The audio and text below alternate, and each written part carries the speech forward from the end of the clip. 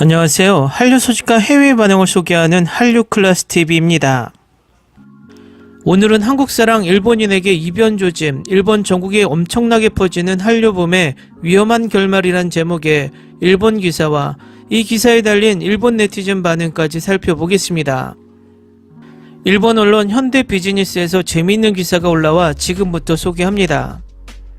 지금 일본 전국에서 한국 슈퍼, 편의점의 붐이 퍼져 대인기되고 있습니다. 지금까지 한류 붐을 지지하고 있던 것은 도쿄의 시노쿠보 등이었지만 지금은 한국 상점이 일본 전국의 지방 도시에 퍼져 있어 대인기되고 있는 것이 무엇보다 특징일 것입니다.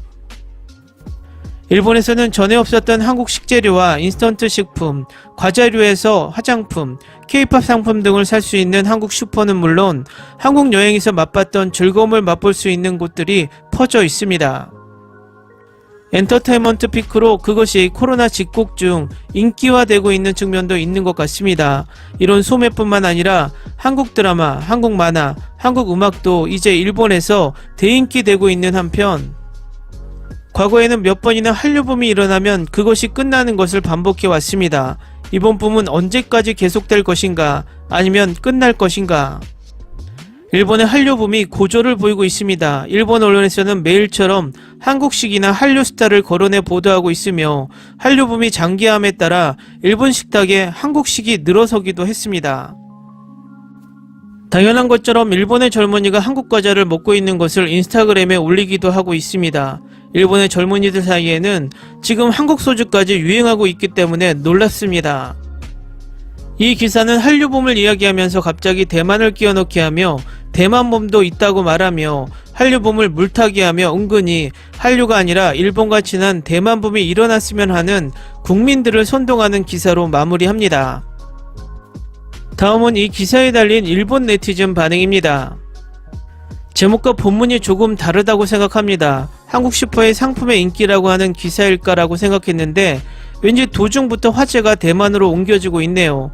그건 그렇고 한국에 관심이 없는 사람이라도 한국의 신라면 등 식품을 좋아하는 일본인이 꽤 이전부터 있었다고 생각합니다. 붐이라기보다 이미 완전히 정착하고 있네요. 일본에서 한국 사랑인 사람은 확실히 일정 수는 있을 것입니다. 그러므로 수요와 공급의 세계이므로 결과는 꼭 나옵니다. 수요가 없다면 공급이 필요하지 않습니다. 도쿄에 있는 한국의 가게는 늘어나는 것도 빠르지만 유행하지 않게 되면 철퇴도 빠릅니다. 얼마 전에 한국 화장품이나 삼겹살이 유행해 그러한 가게도 늘었습니다만 지금은 어떻습니까? 백화점에는 입점해 있던 한국 화장품도 상당수 철수하고 없어지고 있죠.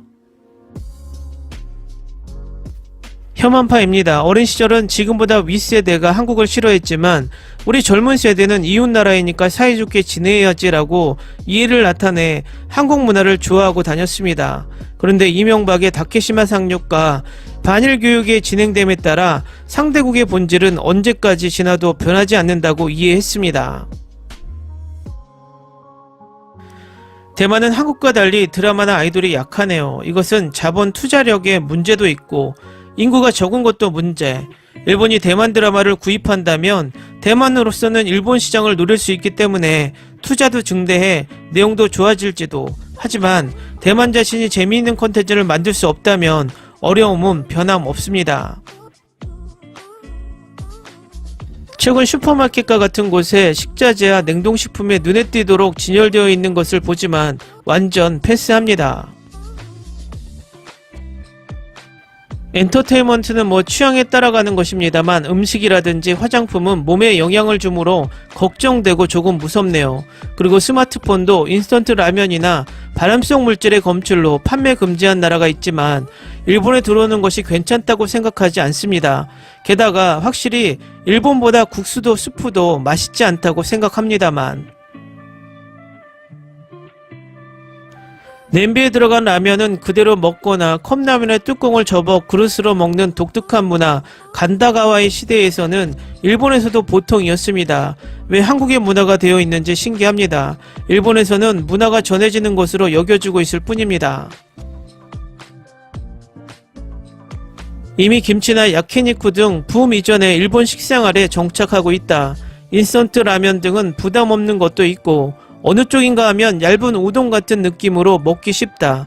완고한 닭고기, 치즈가 들어간 것도 먹기 쉽다. 한국 요리는 야채도 고기도 맛있게 먹기 쉽다. 전국으로 퍼지고 있다고 생각되는 모슈포의 냉동식품은 1년 전에 비해 한국 음식이 다종다량으로 늘어날 수 있게 되었습니다. 한국 음식점이 아니라 일반적으로 가정에 침투해 오는 것일까라고 생각하고 있었습니다. 인스턴트 라면도 소주도 원래 일본 발상이므로 일본인의 혀에 맞는 것은 당연하다고 생각합니다. 결국 일본인은 지금까지의 맛에 질려 새로운 것을 찾아간다는 생각이 듭니다. 한국 드라마를 보게 되어 20년 이상 지났습니다. 그동안 조금 질려서 대만 드라마를 보기 시작했고 한 배우에게 크게 빠져버려 팬클럽에 들어가거나 팬미팅에 가거나 했습니다. 그리고 지금은 또 한류로 돌아가고 있습니다. 한국 드라마들처럼 보고 싶은 큰 빠짐과는 다릅니다만 선택적으로 보고 듣고 있습니다. 대만은 거기까지 엔터테인먼트의 견인력이 없어요. K-팝에 관해서는 BTS의 그래미상으로부터 완전히 흐름이 바뀌어 다른 아티스트도 인정하는 일본인이 늘었다.